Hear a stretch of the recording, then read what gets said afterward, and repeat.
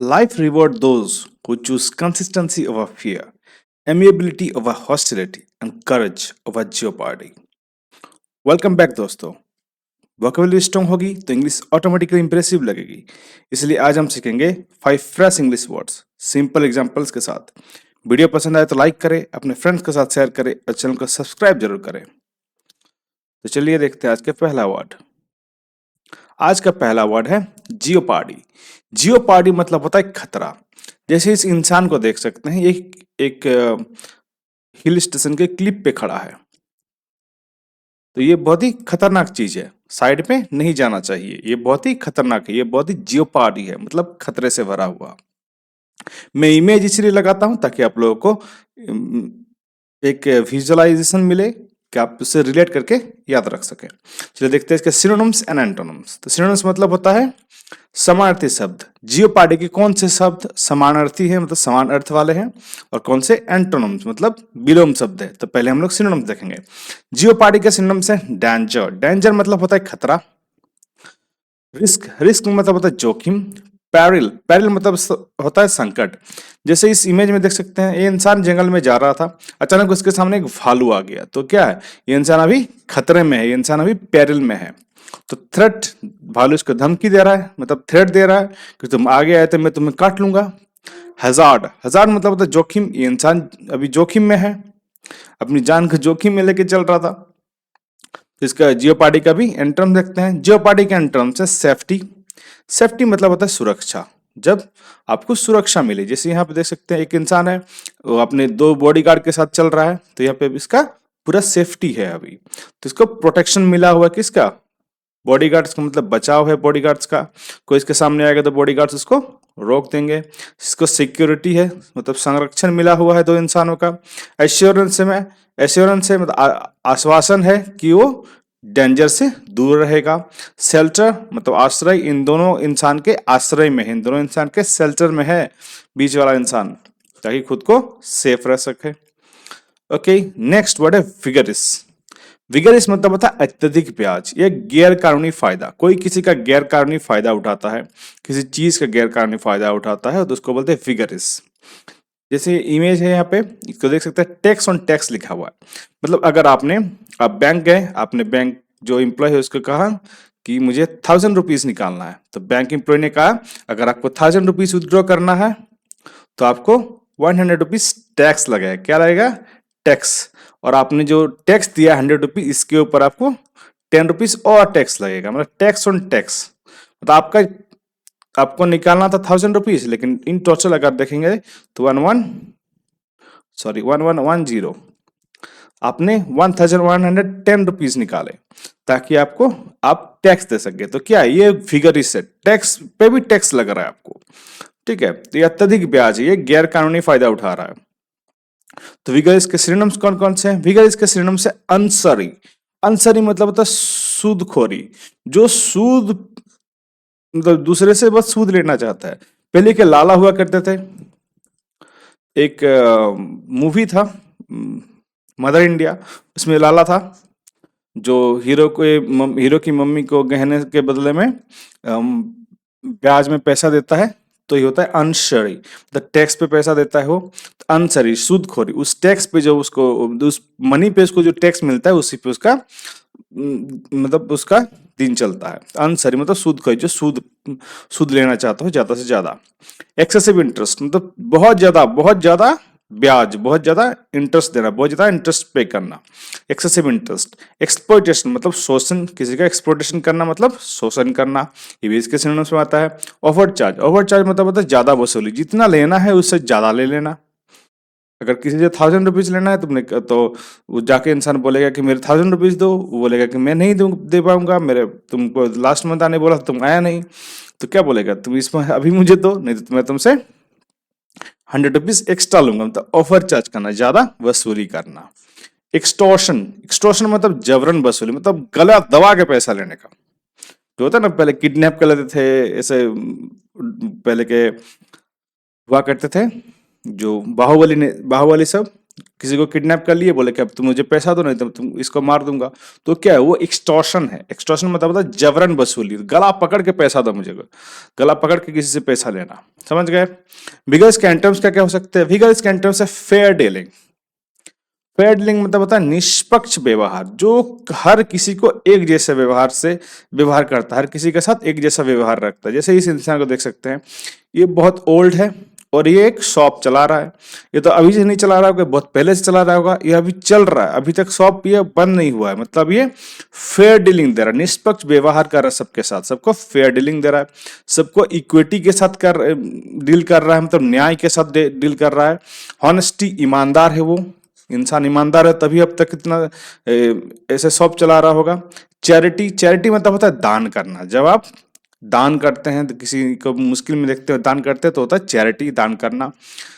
Generosity, generosity मतलब होता है उदारता, दूसरे के लिए अच्छा सोचने वाला, जो दूसरे के लिए प्रति अच्छा सोचता है, अच्छा करता है, वो होता है उदारतावादी। ये उदारता, उदार उदार इंसान, जनरसिटी पर्सन, जनरसिटी पर्सन। समझ गए बहन। विगर इसके एंटम्स एमिएबिलिटी। एमिएबिलिटी मतलब होता है मिलनसारिता, जो एक दूसरे के साथ मिलना पसंद करता हो, मिलनसार, जो दूसरे से मिलना मिलना जुलना पसंद करता हो, दूसरे के साथ बाहर जाना पसंद करता हो, वो होता है एमिएबिलिटी, मिलनसार, मिलनसारिता। जैसे इंसान को देख सकते हैं, एक सामने एक इंसान से मिल रहा है तो उसे हैंड शेक करके स्माइल के साथ कर रहा है, मतलब क्या है वो इंटरेस्टेड है, वो मिलनसार है। ओके, तो मिलनसार के सिनोनिम्स देख लेते हैं। मिलनसार के सिनोनिम्स है फ्रेंडलीनेस, मतलब दोस्ताना स्वभाव, जो दोस्ताना स्वभाव रखता हो सबके साथ। जैसे यहाँ पे एक इमेज में देख सकते हैं आप लोग, चार फ्रेंड्स से चारों एक साथ घूमने गए हैं, कोई किसी को पीछे छोड़ दिया ऐसा नहीं है, सब एक साथ घूमने गए हैं। तो क्या यहाँ पे क्या है, यहाँ पे फ्रेंडलीनेस है, मतलब दोस्ताना स्वभाव है। वम्थ, वम्थ मतलब अपनापन, तो ऑब्वियसली दोस्त होंगे तो अपनापन होगा, वम्थ होगा। काइंडनेस, काइंडनेस मतलब होता है दयालुता, दो दूसरे के प्रति अच्छा सोचने वाला, अच्छा करने वाला होता है, तो होता है दयालुता, जो दयाल काइंडनेस रखे या दयालुता रखे। चेयरफुलनेस, चेयरफुलनेस मतलब होता है प्रसन्नता, जो चेयरफुल रहे, खुद भी हंस रहा है, दूसरों को भी हंसा रहा है, वो तो चेयरफुलनेस मतलब हमेशा खुश रहने वाला, प्रसन्नता से भरा हुआ।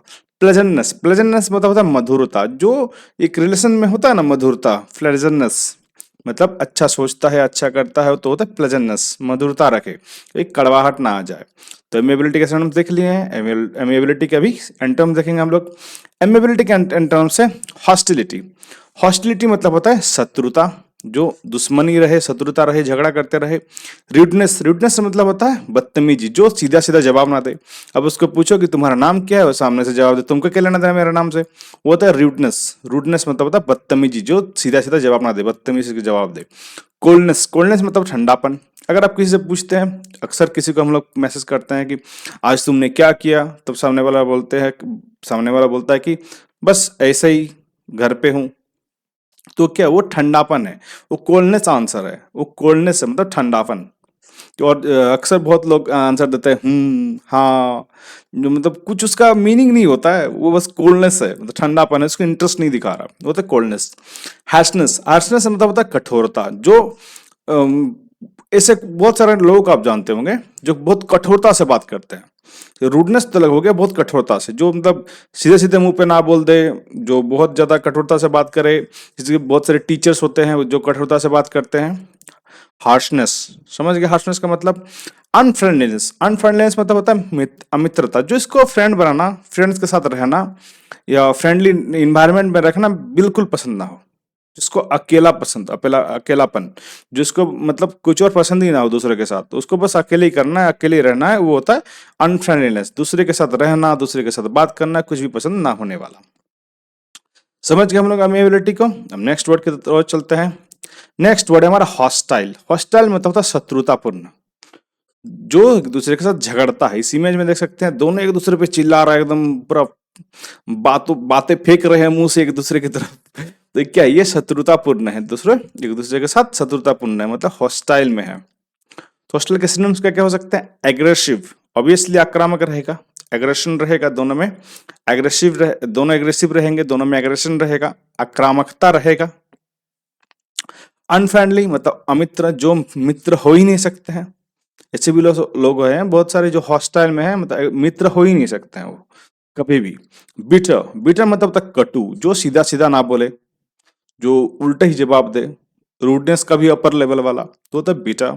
एंटागोनिस्ट, एंटागोनिस्ट मतलब होता है विरोधी, जो विरोधी हमेशा विरोधी रहे, जो एक दूसरे के विरोधी में रहे तो होता है एंटागोनिस्ट, विरोधी। वायलेंट, वायलेंट मतलब होता है हिंसक, जो हिंसा पे आ जाए, तुरंत तुरंत मारने पे आ जाए, एकदम तुरंत उठ के झापड़ मार दे किसी को, तो होता है वायलेंट, हिंसक। तो ये सब हॉस्टलर के सिनोनिम्स हैं।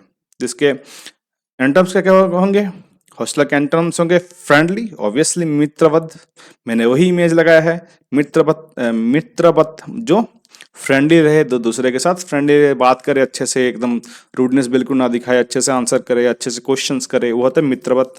अमिएबल, अमिएबल मतलब है मिलनसार, जो दूसरे से मिले, इसको हम लोग पढ़ चुके हैं। पीसफुल, पीसफुल मतलब होता है शांत, जिसको शांति पसंद हो और कुछ नहीं, बस शांत रहे, अपने दोस्तों के साथ रहे, शांति से जीवन जिए, वो होता है पीसफुल, शांत। काइंड, काइंड मतलब होता है दयालु, जो दयालु है, जो दूसरे के प्रति अच्छा सोचता है, अच्छा करता है, दूसरे को हेल्प करता है, होता है काइंड, दयालु। कॉर्डियल, कॉर्डियल मतलब होता है सौहार्दपूर्ण, जो सौहार्दपूर्ण हो, जो कॉर्डियल हो, जो सहायता करे। ओके, नेक्स्ट वर्ड देखते हैं। नेक्स्ट वर्ड है कंसिस्टेंसी। कंसिस्टेंसी मतलब होता है निरंतरता, जो अपना रूटीन बिल्कुल ना चेंज करे, चाहे कोई भी कंडीशन आ जाए, चाहे कुछ भी हो, बारिश हो, गर्मी हो, ठंडा रहे, बर्फ गिरे, कुछ फर्क नहीं पड़ता है। मॉर्निंग में जल्दी उठना था, मॉर्निंग में जल्दी उठना है, अपना काम जल्दी खत्म करके जल्दी बेड पे जाना है, तो अपना काम जल्दी बेड पे खत्म करके जल्दी बेड पे जाना ही है, चाहे कुछ भी हो जाए, बारिश आए या फिर गर्मी लगे, ठंडा लगे, कुछ फर्क नहीं पड़ता है। ऐसे ही है Michael Phelps. Michael Phelps consistency के मतलब गॉड है, कंसिस्टेंसी के गॉड है माइकल फिलिप्स।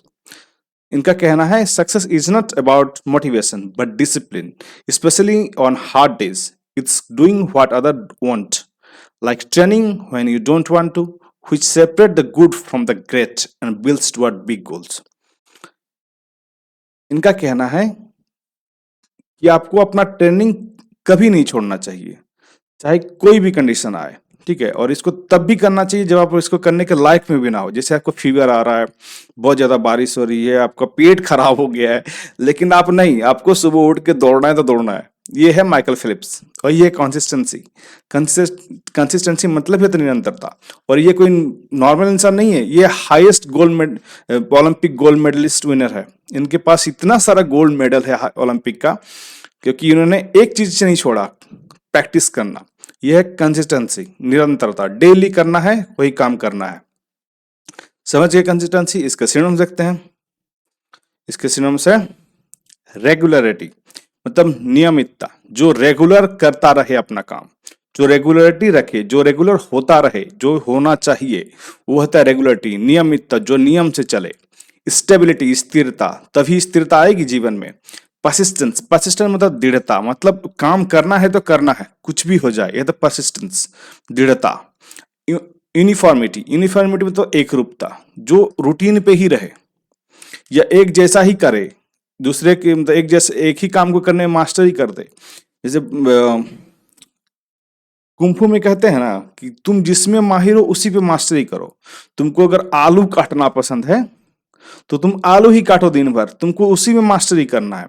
तो यूनिफॉर्मिटी, एक रूपता, जो अच्छा है उसी को करते रहो, उसी में मास्टरी करो, होता है यूनिफॉर्मिटी। स्टेडीनेस मतलब निरंतरता, जो आप कर रहे हो उसी को करते रहो, उसी में इंप्रूवमेंट लाओ, किसी और चीज में मत जाओ, तो होता है निरंतरता, स्टेडीनेस। समझ गए कंसिस्टेंसी के सिनोनिम्स। ओके, इसके एंटोम्स देख लेते हैं। इसके एंटोम्स है इनकंसिस्टेंसी, मतलब अस्थिरता। जैसे कभी मॉर्निंग के 5 बजे उठ गए, कभी 8 बजे उठ गए, कभी 9 बजे उठ गए, कभी 11 बजे उठ गए, कोई कंसिस्टेंसी नहीं है, कभी भी कुछ भी कर रहे हैं, यह है इनकंसिस्टेंसी। इरेगुलरिटी, अनियमितता, जो रेगुलर ना रहे। जैसे कोई इंसान कभी 5 बजे उठ गया, कभी 6 बजे, कभी 7 बजे, कभी दौड़ने जा रहा, कभी नहीं जा रहा, वो क्या, वो इरेगुलरिटी है, इरेगुलर है, कभी रेगुलरली काम नहीं कर रहा है, वो इरेगुलर है, अनियमित है। फ्लैक्चुएशन, फ्लैक्चुएशन मतलब उतर चढ़ाव, जब कोई सिचुएशन में उतर चढ़ाव होता रहे तो उसको कहते हैं फ्लैक्चुएशन। फ्लैक्चुएशन वोल्टेज में भी होता है, अक्सर देखते होंगे आप लोग, कभी वोल्टेज अप डाउन होता है तो बल्ब कभी जलता है ऑटोमेटिक, कभी बंद हो जाता है, ऐसा लगता है कि कहीं पे कुछ हो गया है, तो होता है फ्लैक्चुएशन हो रहा है, मतलब उतार चढ़ाव हो रहा है। कभी वोल्टेज हाई हो रहा है तो बल्ब पूरा जल रहा है, कभी लो हो रहा है तो बल्ब का जो लाइट है वो कम हो गया है। चेंजेबिलिटी मतलब परिवर्तनशील, जो परिवर्तन हो जाए किसी भी सिचुएशन में। एक नया सिचुएशन आ गया, वो चेंज हो गया, तो चेंजेबिलिटी, जो चेंज हो जाए। अनसर्टेनिटी, अनिश्चितता, जो निश्चित ना हो। जैसे कल सूरज उगेगा ही, ये एक निश्चित है, लेकिन अनसर्टेनिटी क्या है, कल बारिश हो सकती है, नहीं भी हो सकती है, हो गया तो अच्छा, नहीं हो गया तो भी अच्छा। तो क्या ये अनसर्टेनिटी, अनिश्चितता है, जो निश्चित नहीं है। समझ गए कंसिस्टेंसी के एंटोनिम्स? ओके, तो क्वेश्चन ऑफ द डे, मैं ये क्वेश्चंस आपसे पूछूंगा, आपको इसका आंसर कमेंट में लिखना है, ठीक है। What is the synonym of the word amiability? Amiability के आपको सिनोनिम्स बताना है। क्या इसके सिनोनिम है बीटा, क्या इसका सिनोनिम है प्लेजेंटनेस, क्या हॉस्टिलिटी या रूडनेस? इसका सिनोनिम्स क्या है, या इसका आंसर आपको कमेंट में करना है। ओके, नेक्स्ट क्वेश्चन है, what is the antonym of the word jeopardy? Jeopardy का एंटोनिम क्या है, या विलोम शब्द क्या है? पेरिल, थ्रेट, हजार्ड या एश्योरेंस? तो जियोपार्डी का आपको एंटोनिम्स बताने हैं। मैं पहले फिर से बता दूं, तो एमिएबिलिटी के सिनोनिम्स बताना है, मतलब ये समान अर्थ वाले शब्द, इसमें कंफ्यूज नहीं होना है।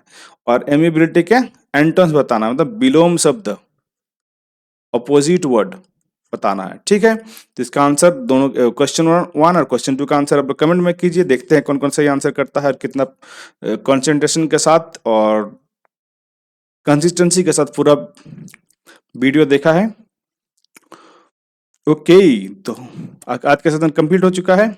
हर नया वर्ड आपको एक कॉन्फिडेंट स्पीकर बना रहा है। Keep going, keep improving. अगर वीडियो यूजफुल लगा तो लाइक करें, अपने दोस्तों और फैमिली के साथ शेयर करें और चैनल को सब्सक्राइब जरूर करें। और डेली टिप्स के लिए हमारे सोशल मीडिया पर फॉलो करें, सारे लिंक्स डिस्क्रिप्शन में मिल जाएंगे। Thank you so much for watching, have a nice day.